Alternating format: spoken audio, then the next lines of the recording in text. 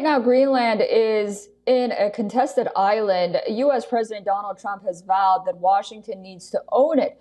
The recent meeting between Vance and Danish officials to iron out the sticking points remain inconclusive. Europe remains steadfast, and NATO leaders have promised to back Denmark.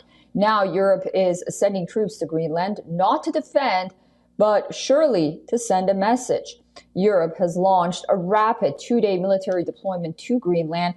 The deployment is being seen as a limited force, but its message seems loud. Germany has sent 13 reconnaissance personnel. France has deployed 15 mountain warfare specialists. Sweden, Norway, and Britain have sent small teams.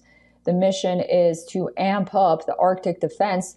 Denmark says it is about operating in extreme conditions in coordination with NATO allies. However, Poland has drawn a red line, saying that it will not send troops. Today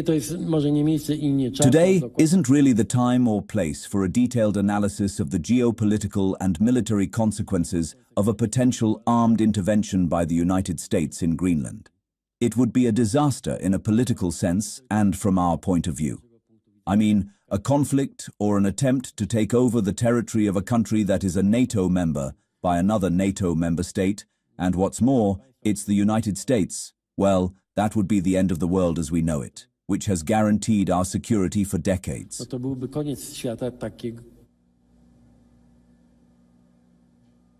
Navy has launched a new crewless helicopter to counter North Atlantic threats. The United Kingdom has completed the maiden flight of its first full-size autonomous helicopter.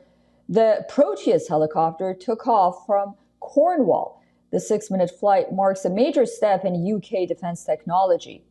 The timing, however, is no coincidence. Recently, U.S. President Donald Trump has mocked dog sledge defense in Greenland. He called on Denmark and asked NATO to get rid of what he says Russian and Chinese warships in the area.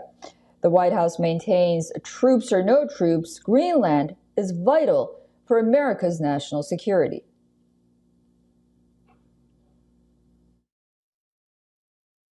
Those talks will take place, I'm told, every 2 to 3 weeks. So this is a conversation the administration intends to keep having with the Danes and with the respected delegation from Greenland. But the president has made his priority quite clear.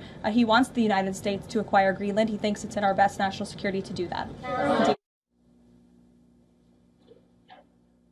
Denmark, a NATO member itself, is in disagreement. It says that any U.S. takeover out of the question.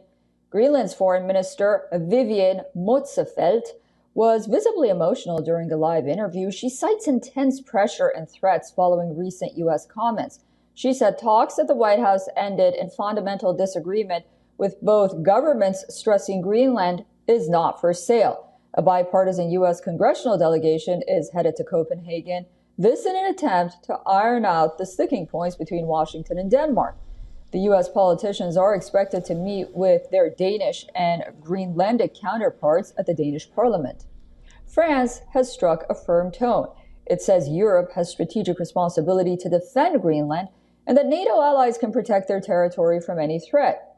On its part, Moscow has rebuffed Trump's claims. It calls the idea of a Russian threat a quote-unquote myth.